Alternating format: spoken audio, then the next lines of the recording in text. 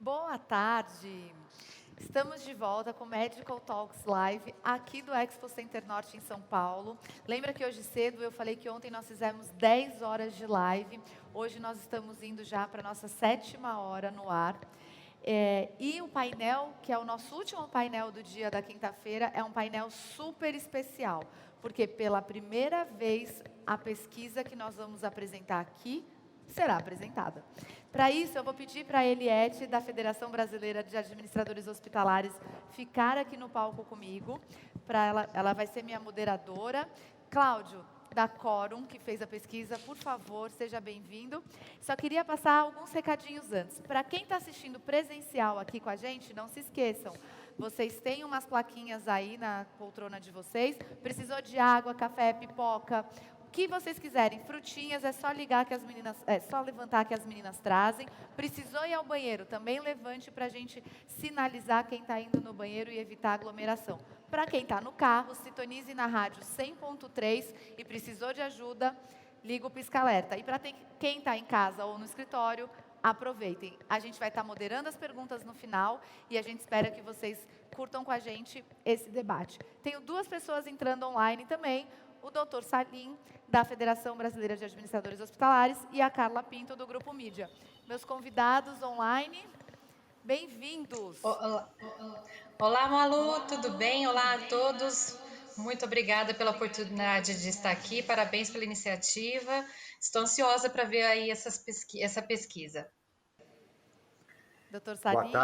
Boa tarde a todos. Também muito obrigado pelo convite.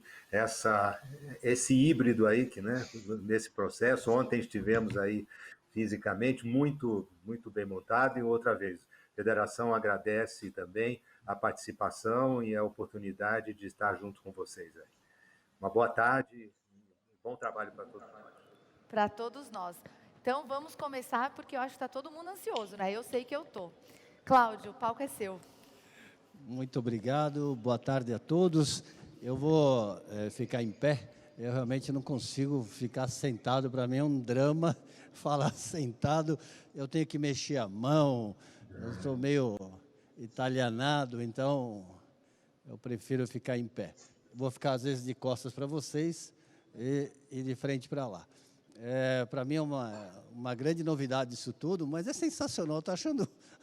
Cada dia tem uma experiência nova nesse modelo aqui de reuniões, apresentações, e uma das grandes experiências que eu estou tendo é o horário. Tudo começa exatamente no horário, é uma coisa sensacional. Então, hoje a gente vai apresentar uma pesquisa. Eu sou da Quorum Brasil. A Quorum Brasil é uma consultoria em pesquisa de mercado. Convido a todos que vão lá conhecer um pouquinho da gente.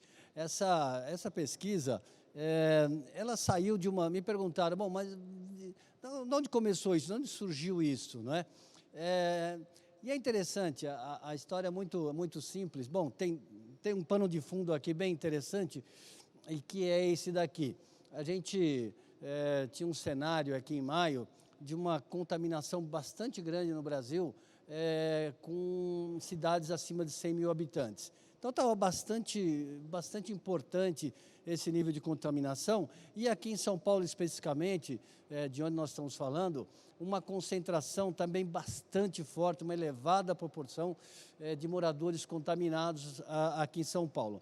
E nessa mesma época, eu também tive que ir com a minha esposa até um hospital na Zona Oeste aqui de São Paulo, e foi interessante. Eu tenho clientes também na empresa do setor hospitalar, e uma situação muito difícil, passando em maio, em abril, em junho, enfim, essa pesquisa nós fizemos agora no final de julho, e eu acabei tendo que ir com ela no hospital. E assim, foi uma coisa tão sensacional, assim, foi tão boa, que eu falei, nossa, eu preciso contar isso para o meu cliente, mas deixa eu contar também de um outro jeito, contar para ele uma outra situação. E aí surgiu a história de fazer essa pesquisa aqui na cidade de São Paulo, e eu tenho certeza que se fizesse essa pesquisa lá em Fortaleza, se fizesse em Salvador, em Porto Alegre, ela daria na mesma. E aí a primeira coisa que eu vou mostrar para vocês, tem uma em pesquisa a gente chama de mapa de palavras, eu faço uma pergunta para você e digo assim, me diga em uma palavra o que significa esse momento para você, como você está vendo esse momento pelo qual nós estamos passando. E essa daqui é um mapa de palavra que surgiu. Então, eu estou mostrando isso para vocês entenderem que ambiente que nós estamos falando. Então, um ambiente de uma elevada contaminação e um ambiente onde as pessoas estavam se referindo àquele momento com essas palavras, um momento de grande incerteza, crise, um momento crítico. Você vê que aparece a palavra guerra, caos, e ali num canto você vai vendo que tem amor também, aparece a palavra amor, ainda que pouquinho ali, mas é esse, como se fosse o nosso gesto o nosso gesto eu vou contra isso, eu coloco amor nessa história para que todo esse cenário de crise, incerteza, um cenário crítico, se acalme um pouquinho mais. Então, a partir daí, a gente falou, bom, então como é que será que está a população enxergando os hospitais e os seus profissionais nesse cenário? Esse cenário que eu acabei de mostrar para vocês, um cenário de grande incerteza, de crise, um cenário com muita contaminação. Então, a gente ficou curioso, tanto pela experiência que eu tive, pessoal, por ter clientes do setor, eu falei, não, eu preciso dar esse recado para eles. E aí tomamos a iniciativa, essa pesquisa não é patrocinada por ninguém, é uma pesquisa que a gente resolveu fazer e ela foi feita com muito carinho. Então, o que a gente vai abordar aqui hoje, além de ficar em pé, mexer muito, eu também falo um pouco rápido, de repente eu vou ter que... eu vou respirar e tentar caminhar aqui um pouquinho mais devagar. Mas o que a gente vai abordar? Primeiro ponto, evidentemente, é a imagem dos hospitais e seus profissionais. Depois a gente vai falar um pouquinho também sobre demanda e expectativa do usuário do hospital. É interessante isso, porque vocês vão notar que a partir desse momento tão difícil que a gente está vivendo, as pessoas, evidente, vão voltar para os hospitais, já estão voltando, e esperam encontrar um novo hospital. Esse é um desafio bastante interessante para quem faz gestão, especialmente, no setor hospitalar. E a gente de pesquisa, a gente não gosta de sair só perguntando só uma coisa. Então, a gente perguntou logo mais um monte de coisa. O que você aprendeu com a pandemia? A gente vai ver como que as questões de saúde, higiene apareceram fortemente. Como você se informa? Quais são as suas fontes de informação? Em qual você acredita mais, qual você acredita menos? No momento, a gente também está falando bastante sobre telemedicina, e a gente foi abordar um pouquinho isso, e tem um desafio bastante interessante que vocês vão ver um pouquinho mais para frente, que a telemedicina vai ter que enfrentar no Brasil, não importa se em São Paulo ou qualquer outra cidade, e um pouquinho também de comportamento. Vocês vão entender o quanto que essas questões de comportamento mudaram bastante e vem mudando também, tá?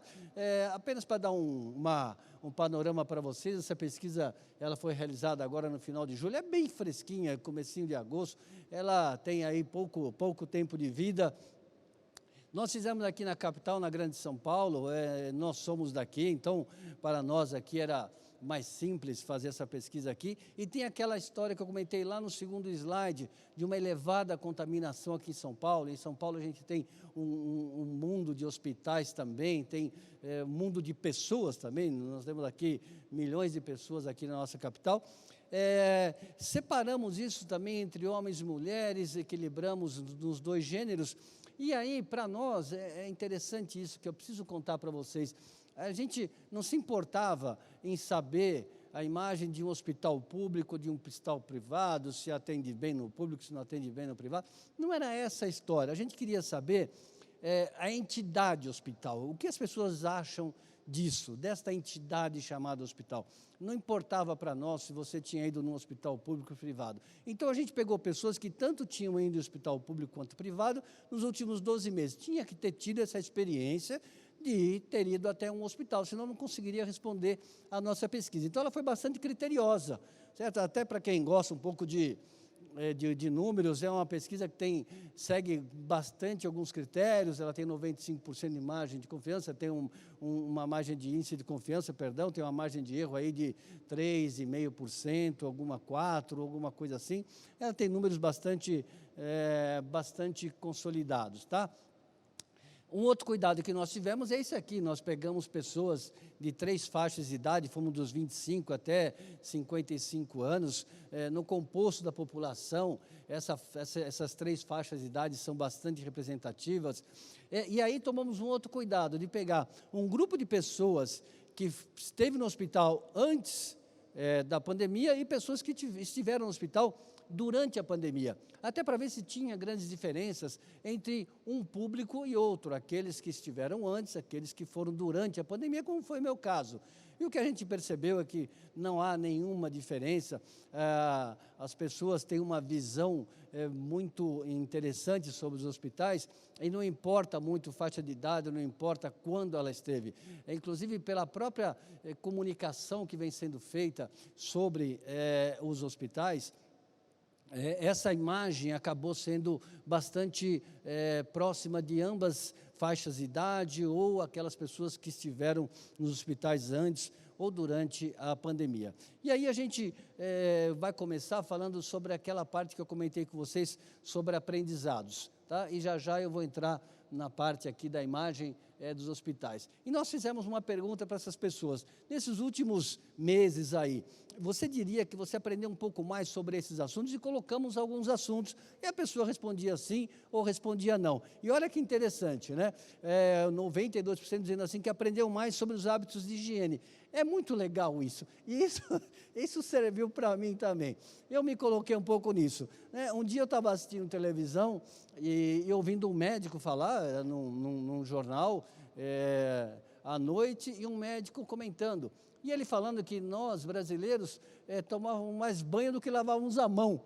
E aí eu falei, opa, eu estou encaixado nisso daí.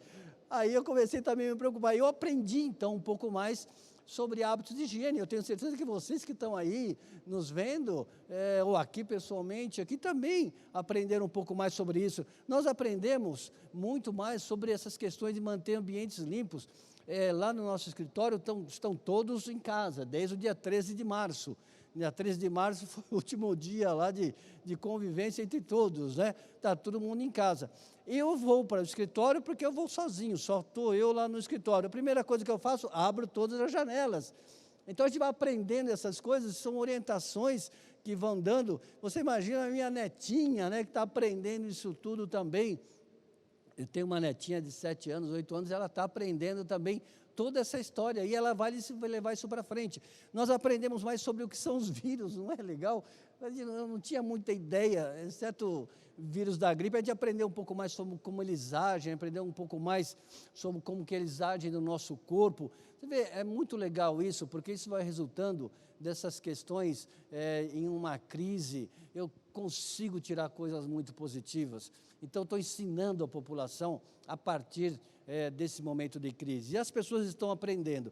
E aprendizado é alguma coisa que eu vou levar lá para frente. Eu vou repetir isso. Eu vou falar para a minha família, eu vou falar para o meu neto, eu vou falar para meus amigos. A gente hoje cobra, a gente estava aqui se perguntando agora há pouco, né? Tira a máscara ou põe a máscara? Eu vou para o palco com máscara ou sem máscara? A gente está com todos esses cuidados, né?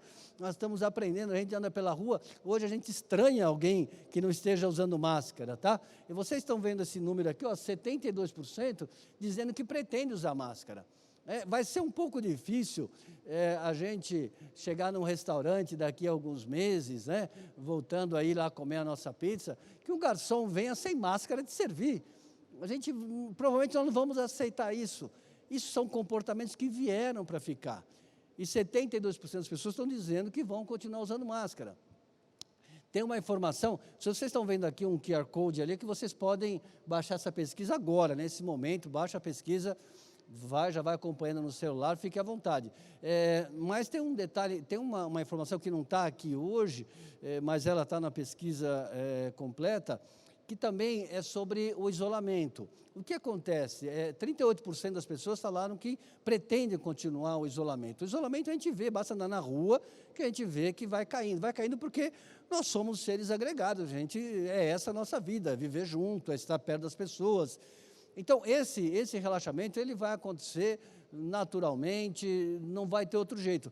Por outro lado, o uso da máscara continua sendo uma constante, continua sendo algo que as pessoas adotaram. É aquele negócio que a gente brinca no Brasil de lei que pega, lei que não pega, né? Essa aí, eu diria para você que é a lei que pegou. Tá? Um pouquinho agora para vocês sobre fontes de informação. Nós perguntamos para as pessoas, como é que você se informa sobre a pandemia? E aqui vai somar mais de 100%, porque são respostas múltiplas. Então, a pessoa podia falar TV e escola, TV e a empresa, ela podia falar da maneira que ela quisesse. E aí aparece fortemente aqui, com 67%, TV. Então, a TV é a grande fonte de informação. As pessoas ligam na televisão, acompanham diversos jornais. Eu vejo minha mãe, ela começa a ver jornal logo cedo e vai acompanhando todos. Depois ela me liga, eu falo com ela à noite, ela pega e me dá todo o resumo do dia, sei tudo através da minha mãe. Depois, com uma segunda fonte, dá uma olhadinha com 53%, por isso que eu falei que não soma 100, porque a pessoa pode falar TV, pode falar médico, pode falar TV, profissionais de saúde, e assim vai, tá? E aí você tem diversos aí médicos, profissionais de saúde, amigos, familiares, as redes sociais também, internet, rádio. Eu vou lá, me informo na TV, depois eu vou lá na internet e me certifico de alguma coisa. E depois aparece lá um pouco mais, está vendo, condomínio, não sei se dá para ler claramente, espero que sim, templo, igreja, os hospitais. Por que os hospitais aparecem lá? Muito pouquinho, eu não estou indo no hospital, então não poderia aparecer com grandes citações também, na própria empresa, escola, enfim, diversas outras fontes. Mas aí a gente perguntou para as pessoas o seguinte, bom, você tem todas essas fontes, mas em qual delas você confia? Qual delas que você acha que é aquela que você olhou, acreditou e pronto? E aí a gente tem esse slide. E aqui o interessante, Malu, Eliette, todos que estão conosco aqui, Carla Salim, enfim, mais um monte de gente que está acompanhando aí, as pessoas podiam combinar algumas opções, não era nem essa ou aquela, eu poderia combinar algumas opções, de olha o que saiu aqui, e aí vai somar 100, tá?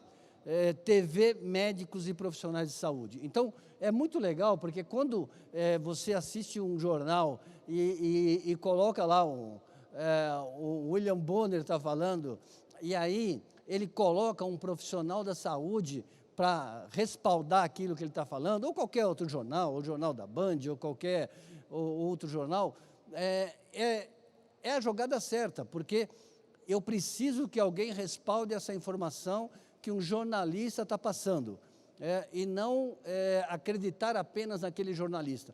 Provavelmente as TVs também fizeram alguma pesquisa antes, falaram, olha, não vai dar só para a gente falar o que está acontecendo no mundo em relação à pandemia, eu preciso colocar alguém que entenda desse assunto. Aí você vai percebendo que, lá para o final, foi as redes sociais, porque esse é um assunto onde as redes sociais, elas não têm credibilidade, elas têm pouca credibilidade. A rede social tem credibilidade para outras coisas. Especificamente nesse assunto, as pessoas preferem acreditar mais em profissionais que estejam ligados ao dia a dia dessa pandemia, tá? Bom, e finalmente vamos partir contei essa história toda para vocês aqui, para dizer até quem são essas pessoas com as quais nós estamos falando, né?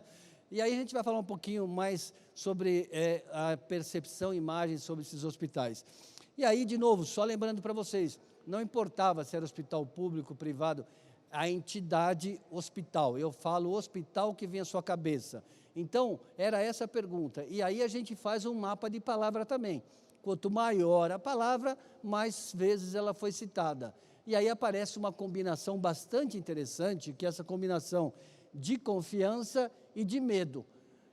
Essas são as duas palavras que foram mais citadas. Embora apareça medo, aparece a confiança em primeiro lugar.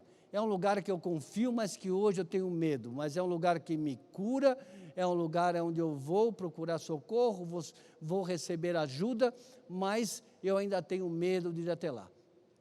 E aí, a gente dá um passinho atrás para entender também que nós fomos ensinados um pouco a isso, né? Logo no começo falou, não venha no hospital. fique em casa, telefona para saber se precisa ir, se não precisa ir, só vai em casa. A gente foi um pouco ensinado isso também. Agora a gente tem que explicar novamente para todo mundo, olha, pode voltar, você já pode vir, aqui é um lugar seguro, etc. Mas essa aí é a sensação que eu estou falando de 1 mês e meio atrás, uma mescla entre medo e confiança, mas com coisas bastante positivas também, tá? Então, o que você espera encontrar hoje no hospital? A gente pegou e falou para as pessoas assim, olha, eu tenho aqui alguns itens aqui, médicos bem preparados, acolhimento e atenção, corpo de enfermagem bem preparado, rapidez no atendimento, hospital melhor equipado, prédio de instalações bem cuidados, diversidade de especialidades. Esses 7 itens aqui foram citados pelas pessoas. E a gente pegou, fez uma composição disso e colocou isso numa ordem de importância. Elas responderam e nos deram a ordem de importância disso daqui. Dá uma olhadinha, o que eu espero encontrar hoje, tá? Olha só como fica interessante. Você pega 2 itens, que é médicos bem preparados e acolhimento e atenção, eles somam 54% de importância daquilo que as pessoas esperam encontrar hoje. Então, se eu saio hoje daqui, vou num hospital, é isso que eu espero encontrar. Médicos bem preparados, acolhimento e atenção, e depois vem corpo de enfermagem. Não é que, se você olhar lá no final, fala assim, prédio, instalações bem cuidados, não é importante. Não é isso. A técnica eu coloco 7 e peço para você, me coloque isso aqui em ordem de importância. E a pessoa, então, é estimulada a colocar em ordem de importância dessa maneira.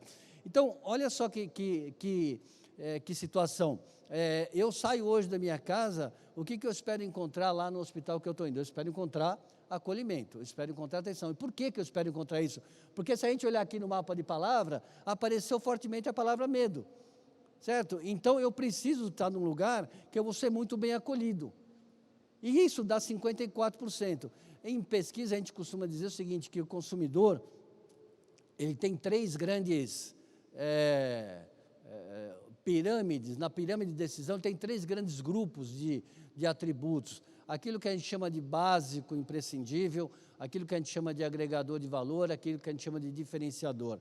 Significa que, para um paciente que vai a um hospital hoje, um cliente, eu costumo chamar de cliente-paciente, paciente-cliente, é isso que eles esperam. Esse é o básico. Médico bem preparado, acolhimento e atenção. Isso é o básico e imprescindível. O que agrega valor? Agrega valor à rapidez no atendimento e assim vai. Mas aí a gente falou assim para eles assim, bom, vamos pensar então no seguinte, você está atendido em acolhimento e atenção, você está atendido, vamos pensar no futuro. O que você espera encontrar lá na frente? E dá uma olhadinha que o acolhimento e atenção, ele vai lá para 8%. Só que, o que quer dizer isso? Quer dizer que o acolhimento e atenção não abro mão. Agora, o que eu quero mais? Não mudou nada em termos de médicos bem preparados. E o que veio mais para perto? Um hospital melhor equipado. E um corpo de enfermagem bem preparado. Então, eu tenho uma situação que é o seguinte, eu quero chegar no hospital, eu quero acolhimento, aí eu começo a dizer para vocês quais são os básicos, imprescindíveis, agregadores, diferenciadores. Eu quero médicos bem preparados, eu quero um corpo, eu quero acolhimento e atenção, eu quero um hospital melhor equipado, um corpo de enfermagem bem preparado e rapidez no atendimento. Eu quero essa composição. Por que eu estou mostrando isso para vocês? Bom, primeiro que é uma informação super legal, mas a outra esse cara que está indo agora, esse consumidor, cliente, paciente, o nome que a gente queira dar, ele vai ser muito mais exigente quando ele voltar a frequentar os hospitais, tá? As expectativas sobre os hospitais, olha só, você diria que os hospitais irão investir mais em tecnologia e equipamento? E dá uma olhadinha que 68% estão dizendo que sim. Os hospitais irão investir mais em tecnologia e equipamentos. E você também diria que a população será beneficiada por isso? 77% dizendo que sim. Entendeu? Que expectativa que as pessoas estão levando para quando voltar no hospital? Eu estou ouvindo toda hora na televisão que eu estou comprando equipamentos, que eu estou investindo, etc. É isso daqui que as pessoas estão querendo. As pessoas estão falando, olha, eu estou escutando que esses hospitais estão ficando mais bem equipados. E é isso que eu quero encontrar. Eu quero que isso venha e volte aqui para a população, tá? E aí, você acha que os hospitais sairão mais bem preparados para emergências, que é o que a gente viveu nesses últimos tempos? Estamos falando de pura emergência. E 84% dizendo assim, não, eu confio e eu sei que os hospitais sairão muito mais bem preparados. E sairão mais bem preparados porque estão investindo em tecnologia e equipamentos, isso vai se beneficiar, eu vou me beneficiar disso daí. Então, tem uma expectativa bastante interessante. E outra situação, a experiência, você acha que vai ser mais positiva? E as pessoas disseram para mim, bom, em relação ao quê? Bom, em relação à sua experiência. Lembra que a gente falou que todos tinham que ter frequentado o hospital público ou privado nos últimos 12 meses? E aí você vê 65% dizendo, não, a experiência vai ser muito melhor do que era antes. E aí, quando você tem os 35% dizendo assim, será como sempre foi? Não significa que era ruim e nem que era bom. Simplesmente estão dizendo assim, olha, vai continuar sendo do jeito que era. E aqui, de novo, não estou dizendo nem que era bom, nem que era ruim, tá? Mas o que importa é que tem 65% dizendo para quem é um gestor, que está aqui nos acompanhando também, esse gestor, que o paciente que vai voltar está dizendo o seguinte, vai ter mais equipamentos, médicos mais bem preparados, mais acolhimento, enfermeiros e enfermeiras mais bem preparados também, eu vou ter mais rápido atendimento, vou ser melhor acolhido, a experiência vai ser mais positiva. Por isso tudo, a experiência será mais positiva, porque esse hospital que eu vou voltar, ele vai ser mais acolhedor. 68% estão dizendo que os hospitais serão mais humanizados. Mas o hospital não era humanizado? Não é isso que estamos dizendo. Estamos dizendo só que a população, e essa população, essa pesquisa foi feita em São Paulo, e essa população, posso dizer para vocês que é a de Porto Alegre, é a de Salvador, é a de Natal, é de qualquer lugar. Ela espera, quando ela voltar para o hospital, que encontre o hospital mais acolhedor, mais humanizado, com mais tecnologia, que me atenda melhor. É isso que as pessoas estão esperando. Elas têm hoje uma sensação de medo, mas é aquele medo confiante, né? Eu estou com medo, mas eu confio que eu vou chegar lá e vai dar tudo certo, tá legal? As pessoas estão ainda inseguras, mas eu sempre comento isso daqui, porque você vê, 61% dizendo que ainda não se sente seguro, que mesmo sendo necessário, 83% está dizendo que tem evitado ir, mas a gente foi ensinado um pouco a isso também. A gente também foi ensinado a não ir, né? Não vem aqui agora. Agora o trabalho, o grande desafio pode voltar, e a hora que voltar, essas pessoas vão esperar encontrar o quê? Um hospital mais acolhedor, mais bem equipado e assim vai, tá bem? Vamos lá, falando um pouquinho de médicos e de médicas, a gente fez também uma avaliação de imagem também, aí começa a coisa a ficar bem legal aqui, viu? E aí é o mesmo mapa de palavras, a gente perguntou a mesma coisa, né? O que vem à sua cabeça quando digo médico e médica, a gente usou os dois gêneros, tá bem? E aí apareceu esse mapa de palavra. Essa é a cara do médico, da médica que a população tem. Um herói e a pessoa que eu confio. Dá uma olhadinha que a confiança que apareceu lá no hospital, apareceu aqui também. O que significa que médico e hospital está tudo no mesmo barco ou no mesmo hospital, né? Porque a palavra que mais apareceu é confiança, e apareceu em ambos, tanto no hospital quanto quando eu falo com o médico. E você vê que aparece essa história de a cura, é a coragem, a solução, é o amigo. É muito interessante, porque eu vou num lugar que eu tenho medo, mas nesse lugar eu vou encontrar alguém em quem eu confio muito e que vai resolver o meu problema, vai dar uma solução ao meu problema, vai curar esse meu problema, e é uma gente corajosa também. Se vocês olharem aqui, a direita de confiança, a direita aqui minha, né? Aparece a palavra aqui também, coragem, tá? E a confiança nesses médicos cresceu bastante. Você diria que confia mais nos médicos hoje do que no passado? E 61% dizendo que sim. 2/3 dizendo eu confio mais hoje do que confiava antes. E não é que a confiança era ruim ou era boa, de novo. Ela é a mesma. A gente não quer saber se era ruim ou não confiava, ou confiava muito. Nós queríamos saber só se você confia mais. E aí 61% dizendo que sim, confio mais. Confio mais. E aqui apareceu a palavra confiança de uma maneira bastante intensa, tá? Todos dizendo aqui que os médicos vão sair melhor. A gente tem falado muito sobre isso, né? As pessoas vão sair melhor, as empresas vão sair melhor, os médicos também vão sair melhor. Com 73% dizendo isso, porque é uma experiência que nunca nós passamos, dessa experiência nós estamos fazendo acontecer, e os médicos estão fazendo acontecer também. Um pouquinho sobre telemedicina. É bastante interessante isso, porque a telemedicina começando, alguns já dizendo que ela já existia há bastante tempo, outros nem tanto assim, enfim, tanto faz, quem saiu da frente, quem não saiu. Eu mesmo já fiz 4 consultas pela telemedicina, e olha só, 84% está dizendo o seguinte, que a telemedicina vai continuar depois da pandemia, ou seja, não é algo que veio só para resolver um problema, que veio só para resolver um problema momentâneo de que eu não posso ir no hospital, que eu tenho que evitar ir numa clínica e assim vai. Não, veio para continuar. Agora, dá uma olhadinha que para 70 e tantos % deles aí, acham que é só para casos mais simples. Esse vai começar a ser um grande desafio também, porque além de eu achar que é algo mais simples, eu vou usar só, não vou usar tanto para aquelas minhas rotinas de prevenção, e o mais interessante é o último gráfico aqui, que diz que 67% acha que a telemedicina vai fazer com que ele se sinta mais distante do médico. Esse vai ser um belo desafio. Como é que eu faço com essas pessoas? Faço com que elas se sintam próximas de um médico, e a gente viu um mapa de palavras que tem todo um cenário de confiança do meu herói. Como é que você está me afastando do meu herói com a telemedicina? Esse vai ser um desafio. Ela veio para ficar, agora eu quero que ela fique e que meu médico, aquele meu parceiro, esteja junto comigo. Eu tive a experiência, falei para vocês, de 4 vezes. Em uma das vezes apenas eu cheguei ao médico. E dessa vez que eu cheguei ao médico, para mim foi uma coisa muito ruim. Lá mal nos comunicávamos, então não foi uma experiência muito boa, mas eu tenho certeza também que veio para ficar. Vamos falar um pouquinho, eu não sei como é que está meu tempo, mas falaram que eu posso ir falando, eu vou falando aqui, tá bom?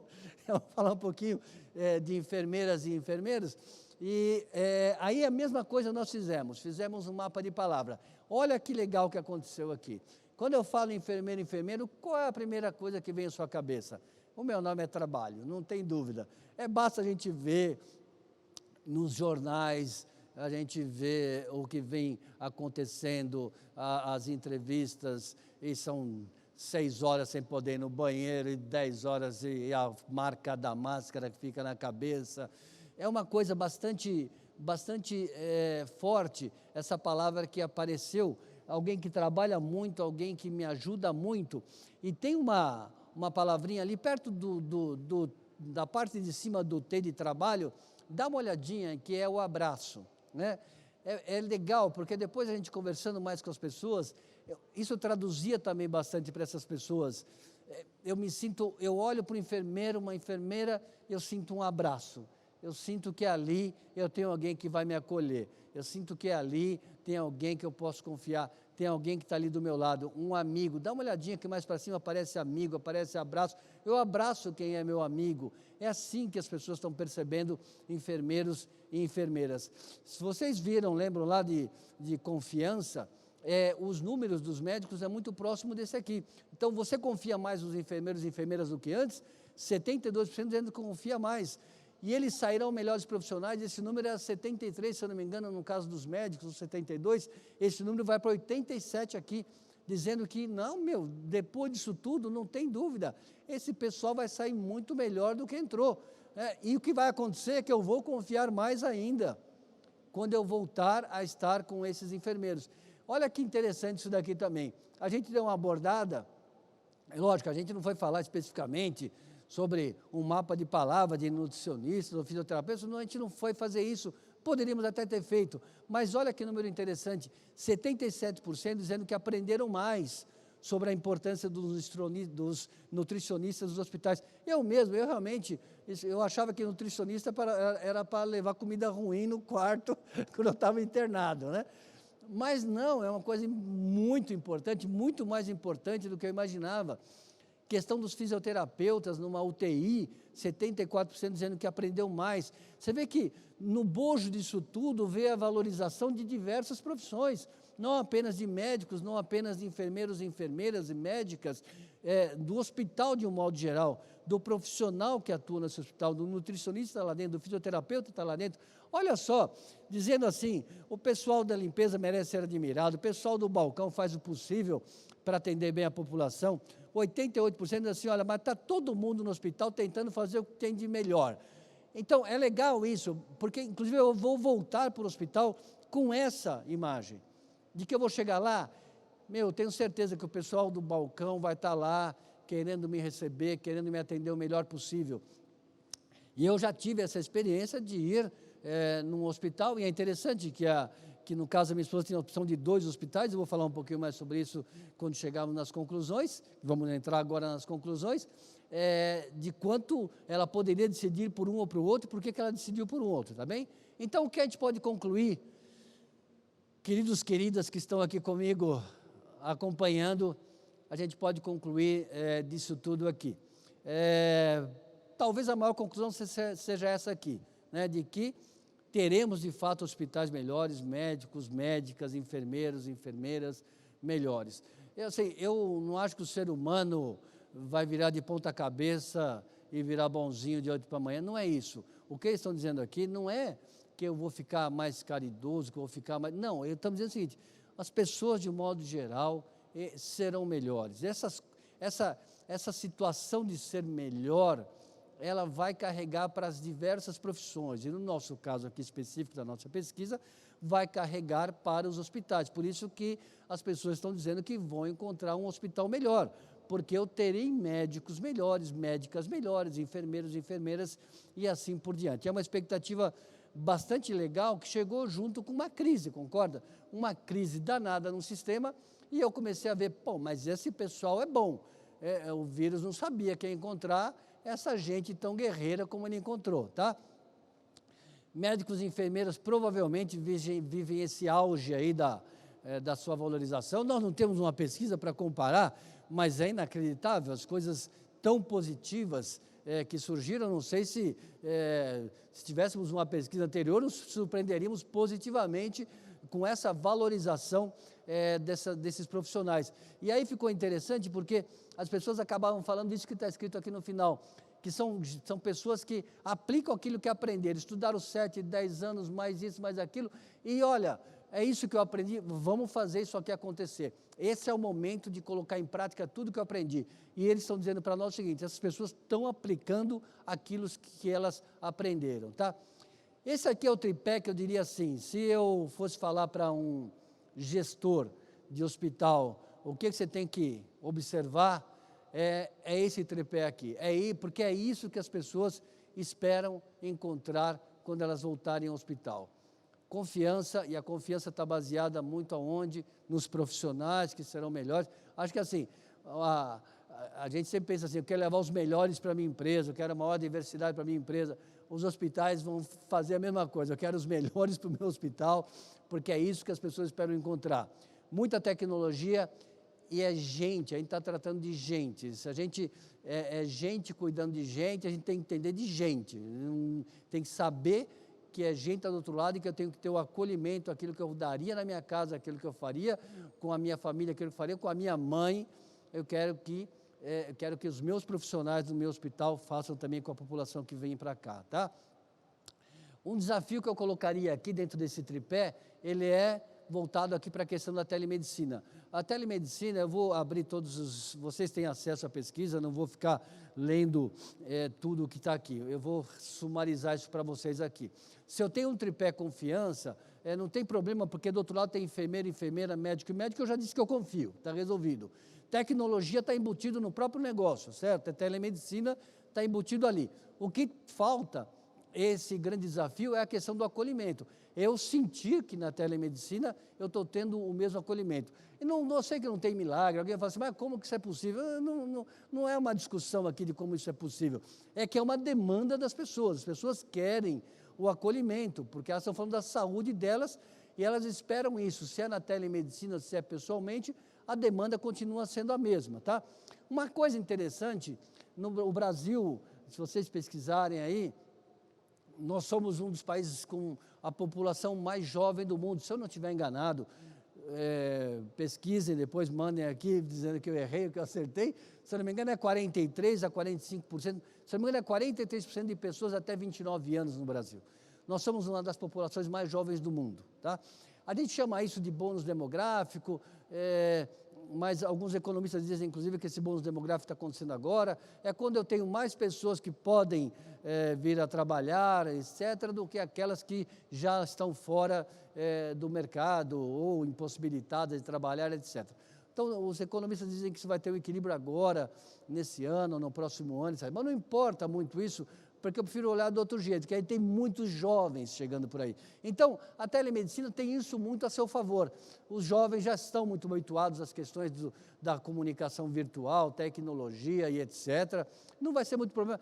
Muito provavelmente a minha neta, quando ela tem 8, quando ela tiver 25 anos, se eu estiver vivo até lá, tomara, ela vai falar, mas vô, você ia no médico pessoalmente, você realmente... Puta coisa mais sem graça, para que você fazia isso? Vai ser mais ou menos isso, né? Então, essa vantagem de ter tantos jovens aqui. Porém, é preciso observar o seguinte também, nós somos uma tragédia em investimento em tecnologia, nós somos o 64º país em investimento em tecnologia. Quando a gente olha, isso tem dados do próprio governo, você vai ver algumas regiões no Brasil que tem 34% da população tem acesso à internet. Nós vimos agora com essas questões aqui do estudo em casa, até mesmo as empresas, para que seus funcionários pudessem trabalhar em casa, o quanto que tiveram que investir também, em grandes capitais, eu estou falando isso, eu não estou falando em lugares longínquos do país. Então, você imagina o desafio que será a telemedicina também nessa questão da tecnologia. E finalizando para vocês, que tiveram essa paciência comigo aqui, o olhar de fora é muito positivo para os hospitais. Mas eu sempre chamo a atenção disso daqui, e a gente sempre fala isso para todos os nossos clientes, né? Bom, é legal, mas olha, presta atenção aqui, qual é o sumário dessas 4 slides aqui, desses 4 tópicos para vocês aqui? É que as pessoas com as quais nós conversamos, elas têm uma imagem muito legal e elas criaram uma enorme expectativa da volta.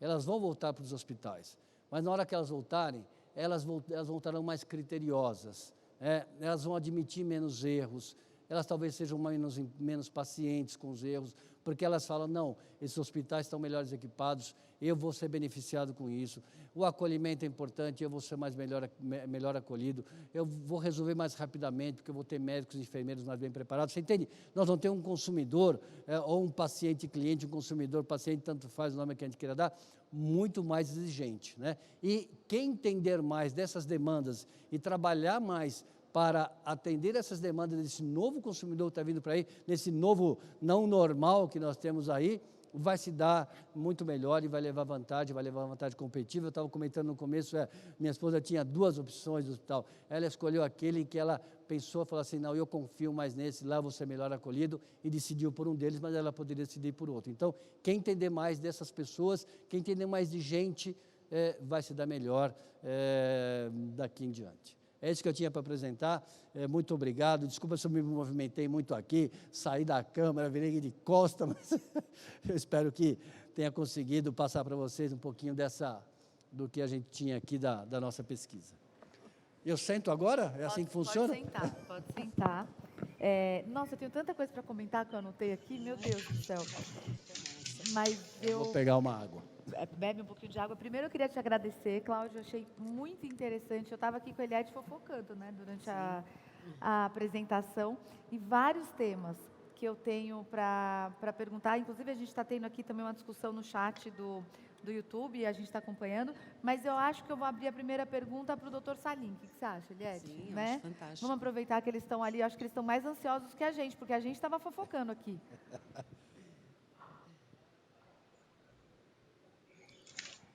Salim está sem som. Está sem som o Dr. Salim. Está sem som. Dr. Salim, não estou te escutando. Espera aí.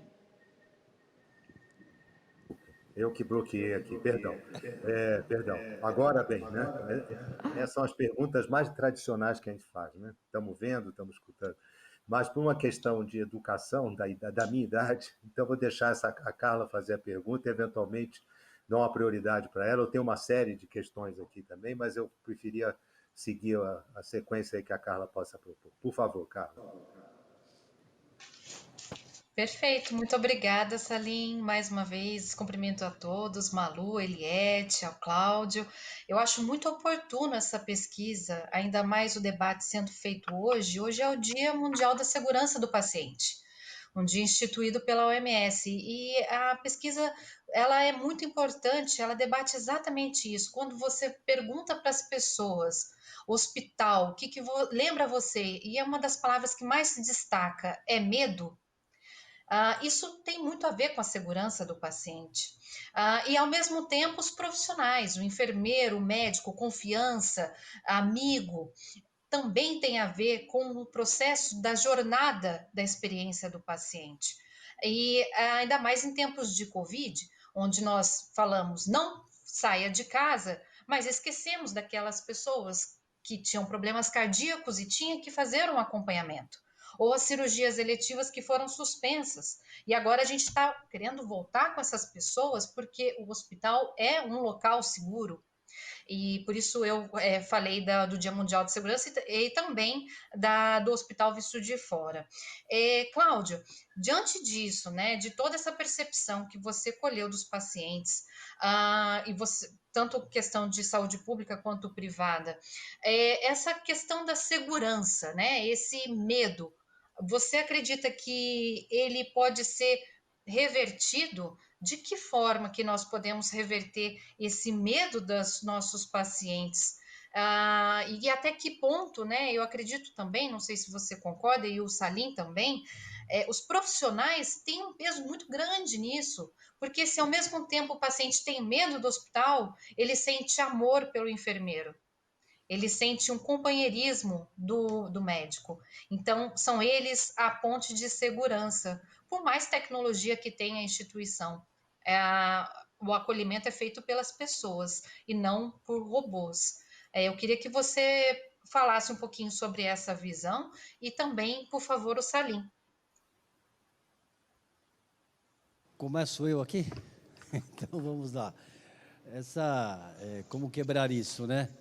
Eu sempre brinco assim, a pergunta é de US$ 1 milhão, né? Mas eu diria para você assim, é a experiência da volta que vai quebrar tudo isso. É eu voltar para casa e falar para minha mulher, nossa, eu fui muito bem atendido. Aí eu falo isso para o meu filho, que fala isso para a esposa. E um vai falando para o outro, olha, pode voltar. O hospital de antes não existe mais. Acabou o medo, ficou só a confiança. Vai ser assim que nós vamos quebrar esse círculo do medo. É a experiência da volta. E aí é o desafio também dos hospitais. Essa recepção da volta, para que eu volte para casa e no boca a boca eu vou contar essa história de que pode voltar, que saiu o medo e ficou a confiança. Carla e Cláudio, eu também vou entender esse processo. Eu acho que o medo do hospital ele não existia. Eu acho que teve um processo, né, neste início da pandemia de desinformação. Eu acho que de desconhecimento. Eu não vou chamar só desinformação, mas de desconhecimento. Desconhecimento do que fazer, né?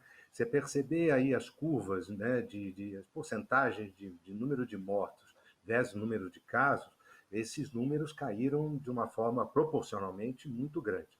Essa segunda onda que está acontecendo na Espanha, a curva de casos é praticamente igual à primeira, mas a curva de mortos ela está numa proporção totalmente diferente. Então, primeiro é o aprendizado, né? Eu acho que esse medo foi gerado pela informação que nós recebemos, de todos nós. Né? Primeiro, não tínhamos uma cura, mas também não sabíamos o que cuidar. Né? Ontem, um médico, participamos desse evento aí com o Gonçalo Vecina, e um dos itens colocados era exatamente o aprendizado da forma de tratar. Né? Então, rapidamente, os vários hospitais, à medida que começaram a perceber que, vamos dizer, esse afastamento dos doentes do hospital ia gerar, e está gerando, né? Quantos cânceres não foram diagnosticados, quantos cardíacos não fizeram o seu tratamento adequado e provavelmente tenham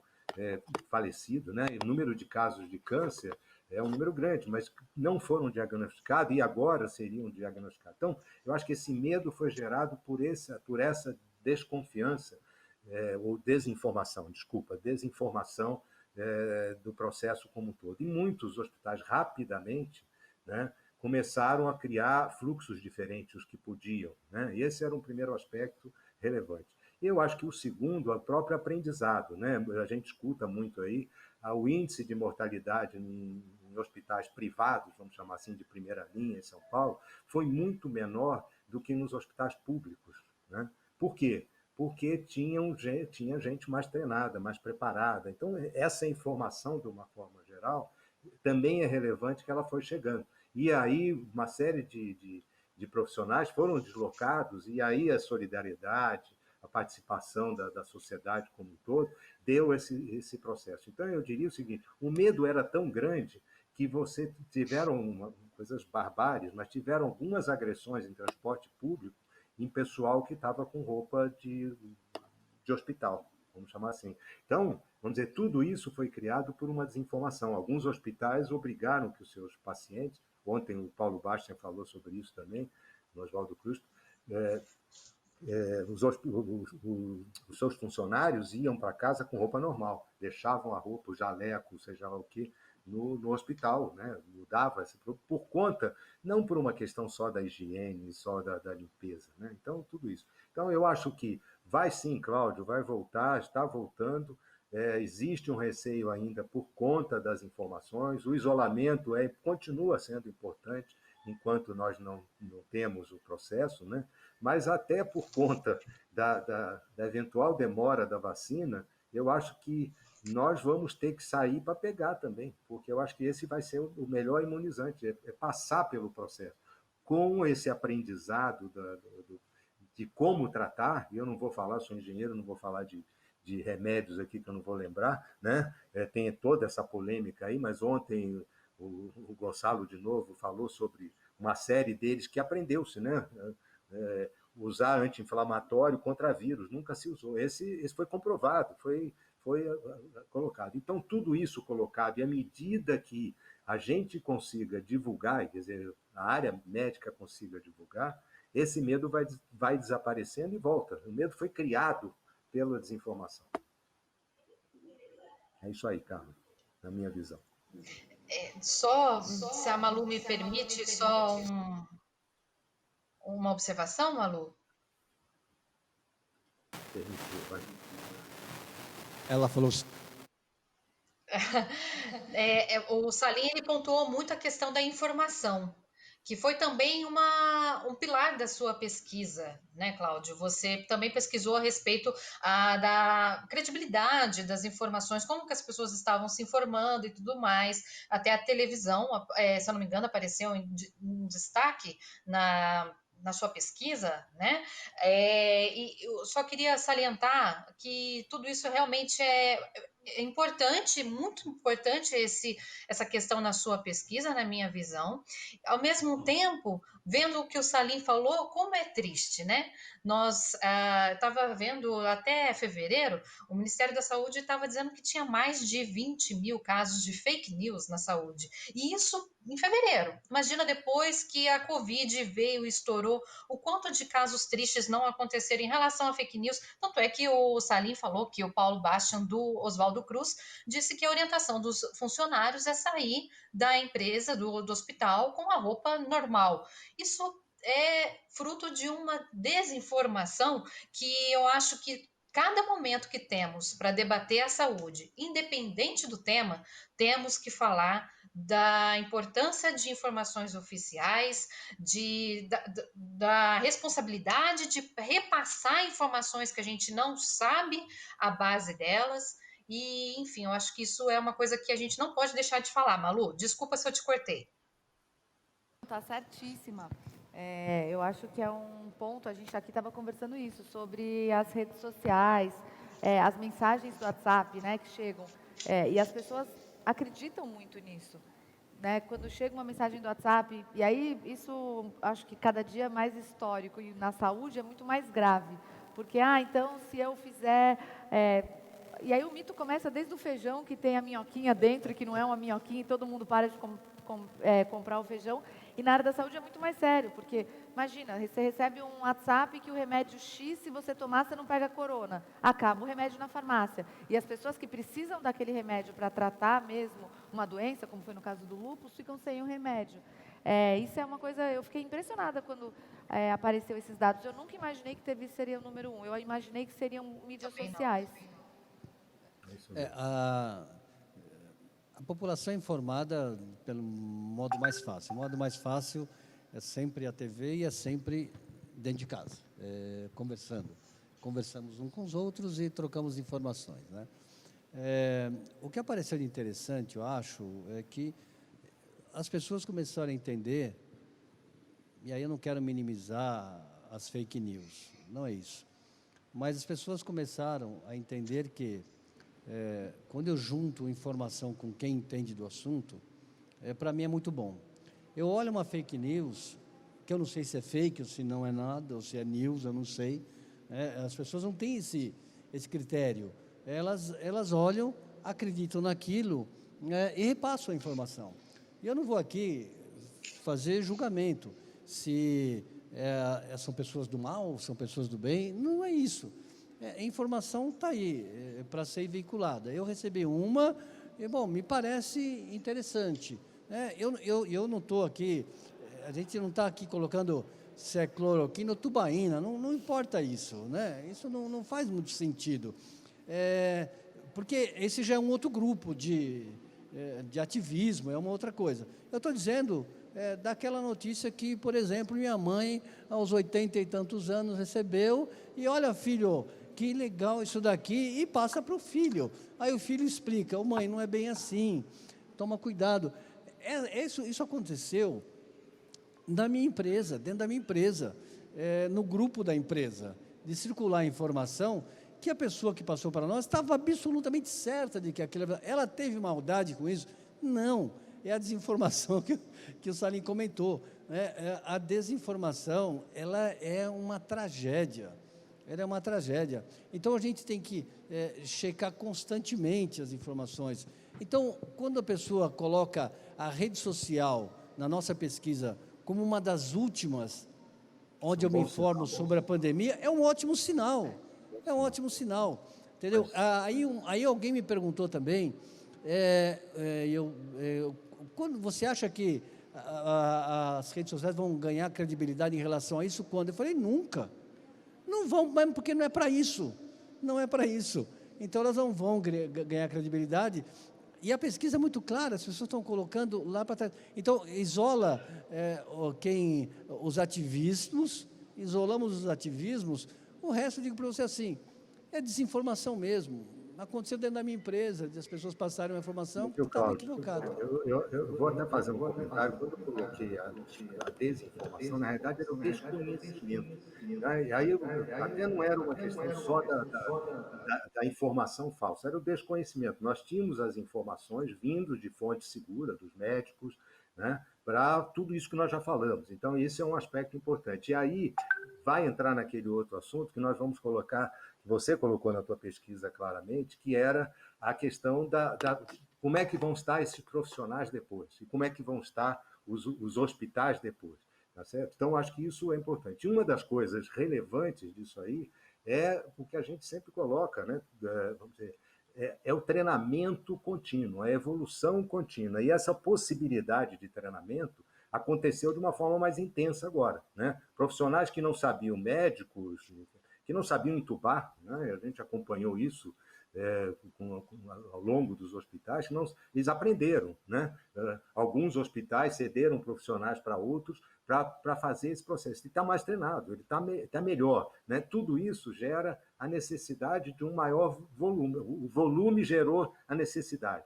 Então, isso aí eu espero que sim, desperte nos profissionais essa necessidade do treinamento contínuo. Lógico, tem as suas especialidades, tem todo o processo, mas nas evidências, né, num problema de pandemia como esse, ou nas emergências de uma forma geral, você tem que buscar, né, o melhor profissional treinado, o melhor, né? Nem sempre isso é possível. Nós temos que né? A preocupação do isolamento era muito mais com a sobrecarga nos hospitais e a capacidade, né? Isso também permitiu, né, uma melhor equipagem, né? Foram buscar equipamentos, até se discute hoje a cadeia de fornecimento. Então, tudo isso, né, a preocupação não era só da fake news, eu acho que aí cada um vai separar, mas era desconhecimento. Então, eu espero sim, e a gente está percebendo isso, que as pessoas se dediquem mais um pouco, né? Eu acho que o treinamento, a evolução profissional, os próprios equipamentos médicos vão gerar isso, né? As cirurgias menos invasivas, então a tecnologia. Então, isso é um aspecto.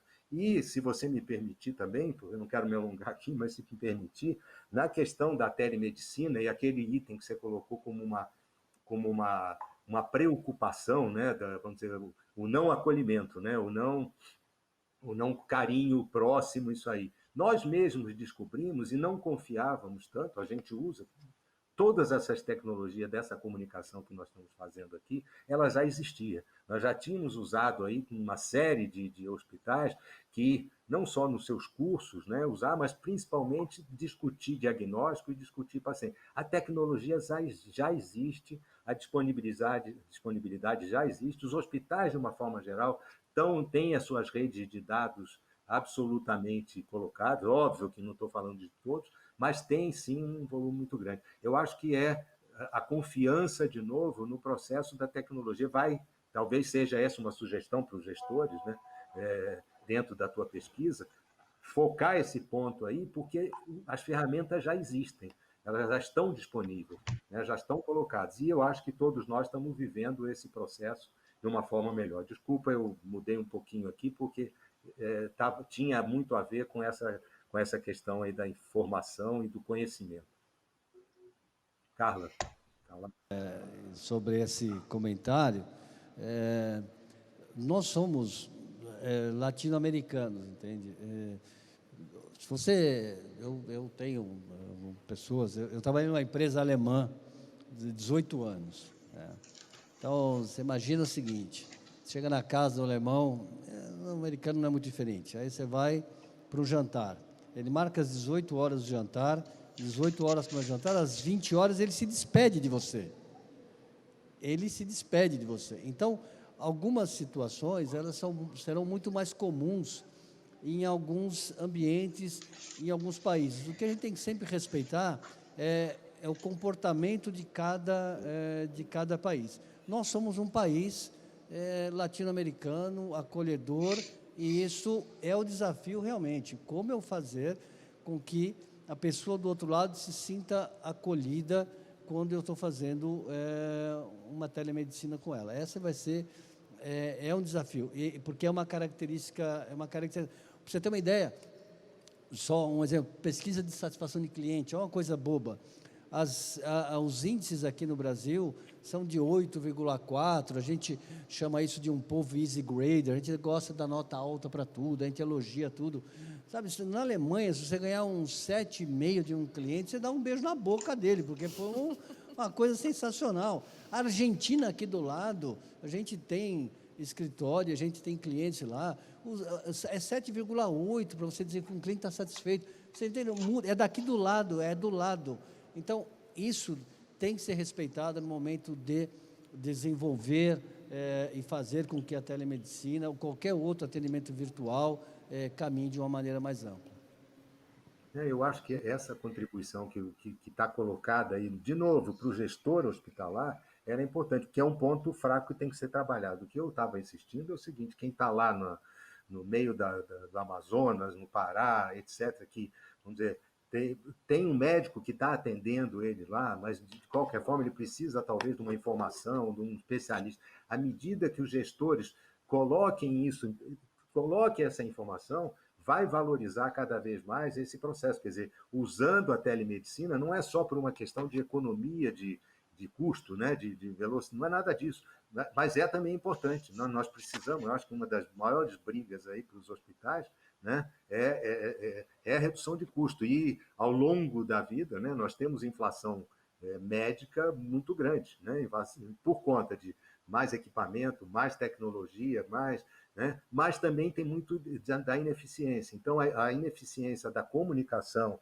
da informação, né? Da informação, daquela disponibilidade para quebrar. Então, por isso, eu fiquei muito feliz em ver esse item na tua pesquisa aí de uma forma muito clara. Quer dizer, isso vai ser muito importante para os nossos administradores trabalharem, porque as ferramentas eles têm, parte delas, pelo menos. Concordo contigo aí com a questão do calor, porque a gente quer ir para o bar, né? Nós queremos ir para o bar, tá certo? As crianças precisam ir para o recreio da escola, precisam, isso é natural, é óbvio que é natural, mas na questão técnica, você pode usar isso, na medida que você transmita isso claramente para a população, ela vai se sentir mais confiante e até vai valorizar essa possibilidade que ela tem de um melhor atendimento, né? De um melhor diagnóstico, vamos chamar assim, tá certo? Um melhor diagnóstico.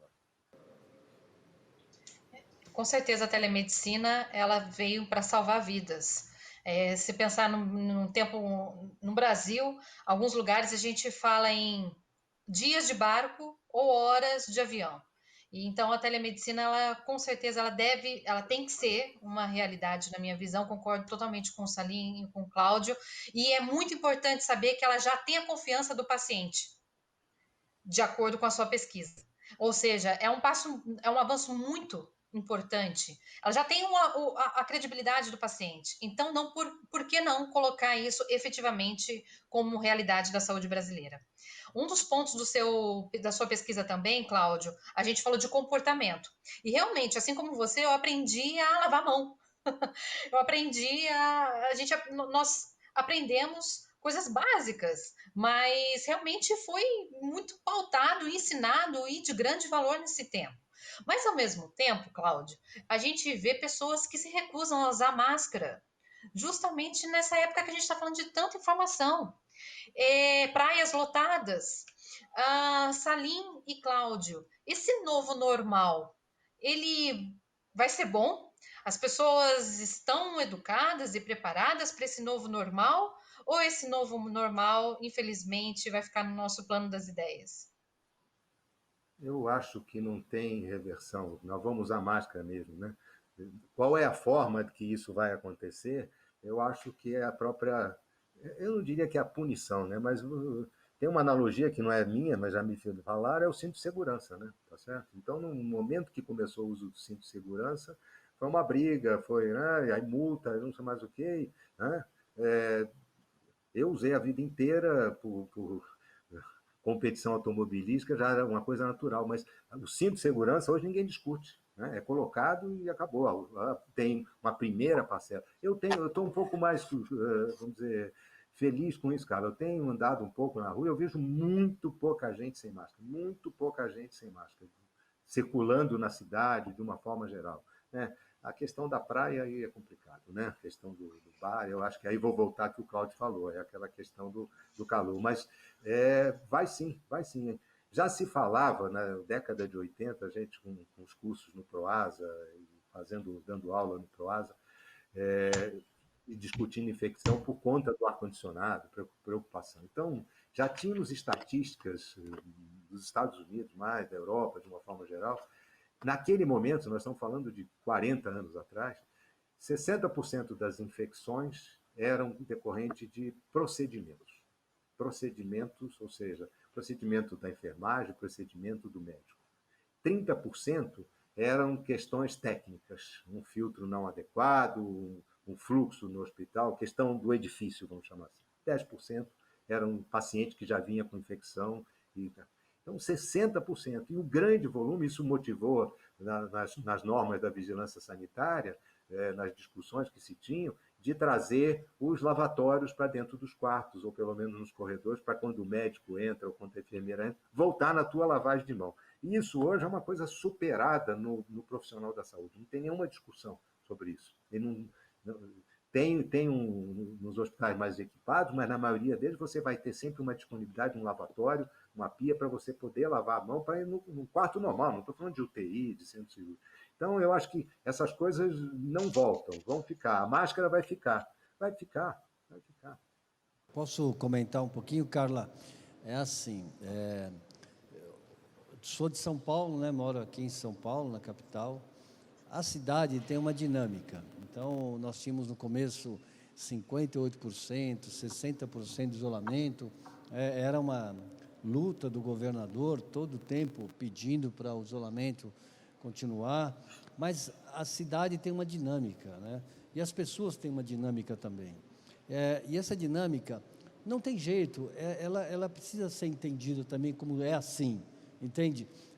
Eu vou ter que sair da minha casa para ir trabalhar, eu vou ter que sair da minha casa para ir em algum lugar. Você imagina que para dizer se eu estou em isolamento ou não, é distanciamento de 500 metros. Então, o GPS, se eu passar de 500 metros, eu já não estou mais em isolamento. Eu moro num bairro onde, para ir numa padaria, eu preciso pegar o carro, porque não tenho padaria muito próxima do bairro, é muito residencial. Então, a dinâmica é essa. E a dinâmica em cidades como Rio de Janeiro, por exemplo, a praia faz parte da dinâmica, entende? Então, as pessoas estão também testando. Eu vou na praia, deixa eu ver como é que isso fica. Eu tenho discursos que são muito distantes, um discurso que diz não, pode ir, um discurso que diz que não pode ir. E como a minha dinâmica é de ir, eu vou escutar o discurso que diz que eu posso ir, entende? E não tem jeito, aí eu vou lá e experimento. Bom, daqui 14 dias eu vou ver o que deu. Se não deu nada, eu vou continuar indo. É assim, e comportamento é repetição, né? Então, quando a gente se espanta que está andando na rua e vê alguém sem máscara, a gente fala, nossa, e a gente até comenta em casa, você acredita que tinha uma pessoa sem máscara aqui pertinho do nosso prédio? E assim, e aí quando eu vejo muitas pessoas na praia, eu passo de carro, olho e falo, porra, então acho que não tem problema, né? Então, é repetição, entende? É assim que funciona. Eu sinto dizer assim, mas acho que as praias vão continuar lotadas. Mas a gente vai andar de máscara na rua. Cláudio, nós temos uma pergunta aqui no chat do YouTube, da Nasci CME. Eles querem saber qual o nível de escolaridade dos respondentes e qual a classe social. Eu sabia que vinha essa pergunta. Depois eu vou fazer uma outra que complementa essa. Imagina, os estratos são fortemente classe C e B. A gente tem, porque é uma proporção bastante grande, a gente tem no país alguma coisa como 52% de classe C. A gente respeitou os estratos, sabe? A gente tem 18% de classe B, nós temos 17, 15, se não me engano, de classe D na amostra. A gente pegou tudo, mas como o principal tema era você ter ido ao hospital como acompanhante ou não, nós não restringimos as classes, mas elas estão todas bastante bem abordadas na pesquisa. A outra pergunta era classe e... Nível de escolaridade. E nível de escolaridade. O nível de escolaridade, ele é médio completo, a gente diz assim, né? Não é superior incompleto ou nível médio. Essa que é bem o padrão, bem o padrão aqui de São Paulo, né? Então, a gente está falando de pessoas de nível médio de escolaridade, mesmo porque a gente não tem tantas pessoas com nível superior, mas, de novo, não era uma preocupação, né? Não era uma preocupação. Eu diria que, se eu perguntar para a classe, exclusivamente para a classe B, se ela gostaria de um acolhimento bacana no hospital, e se eu perguntar para a classe D, todos vão dizer para mim que sim, o acolhimento, porque no final, se eu tenho dinheiro ou não tenho dinheiro, o vírus vai matar qualquer um, e no final é gente que vai cuidar de gente. Então, é gente com dinheiro, gente com menos dinheiro. Eu diria para você assim, está bem coberto essa parte de classe social e de renda também. Cláudio, a gente falou, né, de escolaridade e aí a gente falou sobre a classe social. Você falou que as pessoas que responderam à pesquisa é uma mistura de setor público e setor, né, hospitais do setor público e setor privado. Qual é a distribuição, mais ou menos? É muito maior de hospital privado. Maior de hospital privado. Em torno de 65% hospital privado. Eu perguntei isso porque a gente recebeu uma pergunta aqui no YouTube também, se você acredita, né, que essa imagem que tem da percepção que teremos médicos e hospitais melhores depois, também entraria no SUS. Também. O SUS, eu tenho um slide sobre o SUS que eu não trouxe aqui. A gente perguntou para as pessoas se o SUS... eu acho o SUS, assim, algo espetacular. Eu sou fã do SUS.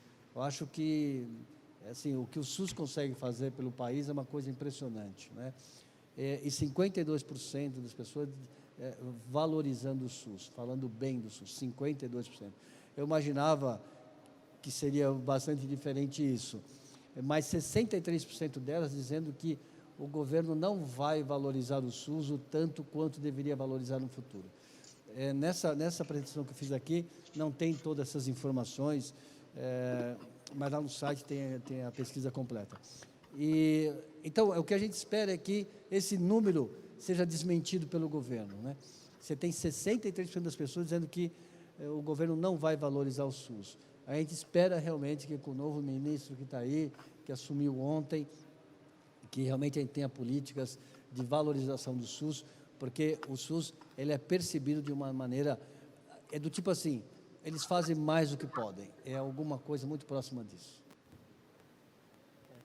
Aqui eu Muito acho obrigada. legal a gente falar uma frase que o Gonzalo Vecina, que ontem o Salim conversou, se eu não me engano, que ele fala: sem o SUS haveria barbaridade.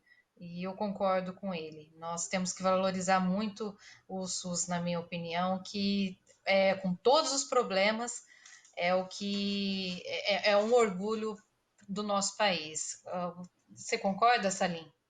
Não, sem dúvida. Eu até ontem provoquei um pouco o Gonçalo sobre isso, mas tinha uma questão que, obviamente, ele não tem papas na língua, a gente já diria assim, coloca bem a posição dele, mas talvez pela sequência não foi possível colocar, mas, vamos dizer, comparar o nosso sistema de saúde com o sistema norte-americano, né, e com alguns países europeus até desenvolvidos. A Inglaterra tem um sistema de atendimento universal bastante forte, bastante interessante, né? Mas você vê no início da pandemia, Nova York, muita gente morreu em casa, né? Porque não tem dinheiro para ir para o hospital, não conseguia ir para o hospital. Então, nesse aspecto, é importante. A única coisa triste aí, Cláudio, que é uma notícia que a gente já tem, né? Ao longo dos anos, primeiro, metade do valor do SUS é bancado pelo governo federal, tá? Metade do valor do SUS de uma forma geral. E o ano que vem vai ter 35 bilhões a menos, né? Essa é a notícia de ontem aí que a gente teve. Então, tudo bem, tem o teto, tem toda a história aí, né? Mas é isso aí. Eu acho que aí tem que haver, né, uma mobilização nossa, de uma forma geral, da sociedade, né, busca desse reconhecimento, né? Nós não tivemos gente que não foi atendida, mesmo em picos, né? Talvez lá em Manaus, acho que teve um problema mais complicado por um período, mas talvez tenha sido o único local que teve uma super ocupação, né? E ficou gente na fila, vamos chamar assim. Mas no Brasil, de uma forma geral, isso não aconteceu, tá? Então, o mérito do SUS aí. Eu acho que tem que ser bem colocada essa questão aí, né? E se a gente olhar ainda, e talvez outra vez, né, usar isso também que você colocou da tua pesquisa, Cláudio, para o gestor divulgar, né? Mais de 90% dos transplantes são patrocinados pelo SUS. Tá? O número exato eu não sei, 91%, 92% dos transplantes são patrocinados pelo SUS. Então, acho que são importantes, né? Salim, eu me arrependi de na pesquisa só colocar uma pergunta. Salim, desculpa, eu estava comentando que eu me arrependo porque na pesquisa só fizemos acho que 2 perguntas sobre o SUS. Eu queria ter falado muito mais do SUS. Não, mas é natural. É só para dar essa referência e a gente talvez nem seja o grande usuário do SUS, mas a gente está entendendo isso, né, e vivendo esses hospitais de uma forma geral. Muito bem, eu não sei como é que nós estamos de tempo, Carla e Malu, vocês matam. Minutinhos, Malu, cara. acho que ia falar alguma coisa? Não, era essa pergunta do SUS que eu queria fazer, esse percentual dos entrevistados, quantos vinham do sistema público e quantos do sistema privado. Porque essa percepção, né, eu achei bem interessante que os hospitais vão sair mais fortes e os profissionais também, é uma percepção que a gente já está vivendo isso, né? A gente, pelo trabalho, acaba visitando hospitais, a gente já vê os hospitais mais organizados, nós trabalhamos muito, nós, Feira, com as Santas Casas, com a Federação das Santas Casas, então eu fui visitar algumas Santas Casas, melhor equipadas e melhor treinadas, com certeza estão. Aí é o interessante, né? Daqui a 10 anos a gente vai se encontrar aqui de novo para ver a pesquisa dessa percepção, porque esse vai ser o ponto que eu acho muito interessante. Eu não sei, eu acredito um pouco que se essa pesquisa fosse realizada pré-pandemia, eu não teria visto essa valorização da enfermagem. Isso é uma coisa que eu tenho na minha percepção, que me deixa muito grata, mas eu não teria visto essa valorização. Eu acho, não tem como saber. Eu também não sei, mas ficamos surpresos positivamente, né? Surpresos e legal. gratos, né?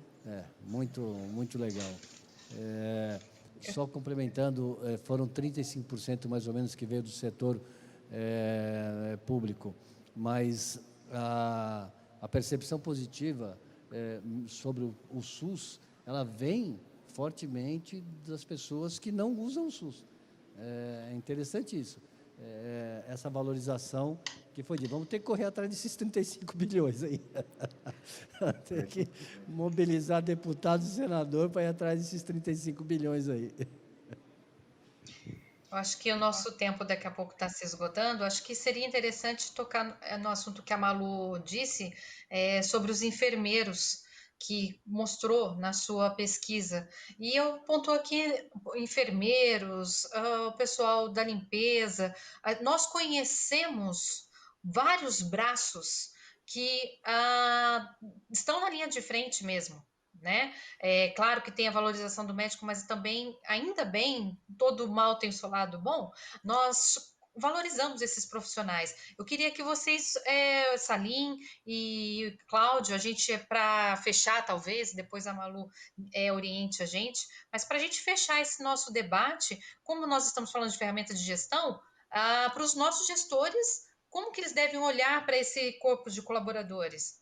Como que temos que valorizar esses profissionais? Eles são valorizados no Brasil? Precisava de uma pandemia para isso? Vai você, Quer Salim, ou falar, vou Cláudio? eu? Então, eu vou aqui.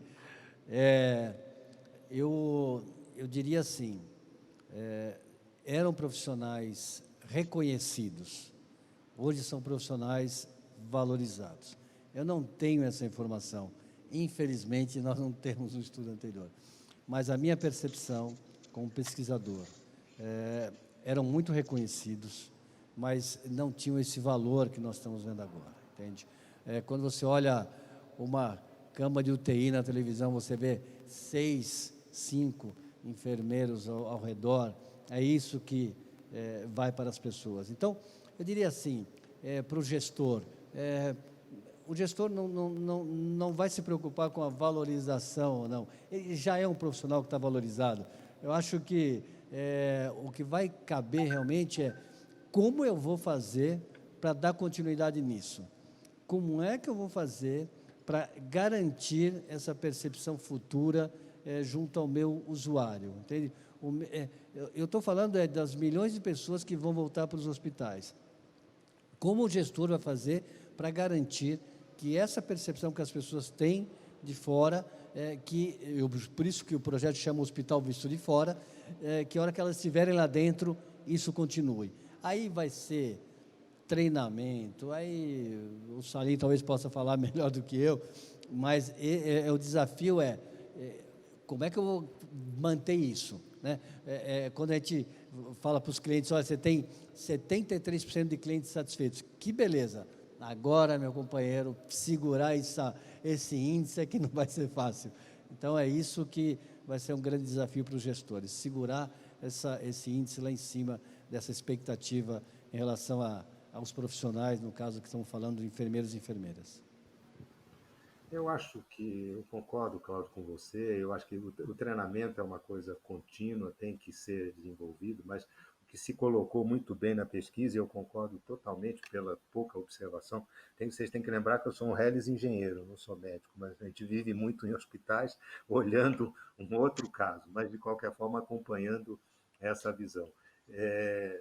eu acho que a questão do enfermeiro, de uma forma geral, ela já é conhecida, ela já é valorizada. Eu acho que o que se colocou aqui, que ele ficou um pouco herói também, porque dentro daquele início de pandemia, e agora ainda, vamos chamar assim, né, ele está lá exposto, ele está lá o tempo inteiro atendendo você, né, atendendo o doente. Então, apesar daquele momento de você agredir alguém da saúde dentro do, do transporte público, mas com medo por conta da falta da informação errada, né, que veio, mas, de uma forma geral, esse profissional virou um herói. Né? Ele virou um herói porque ele estava lá. E naquele início, ainda lá com os chineses, botando aquela coisa, daquela roupa que eles ficavam lá fazendo, urinando dentro da roupa, inclusive, né?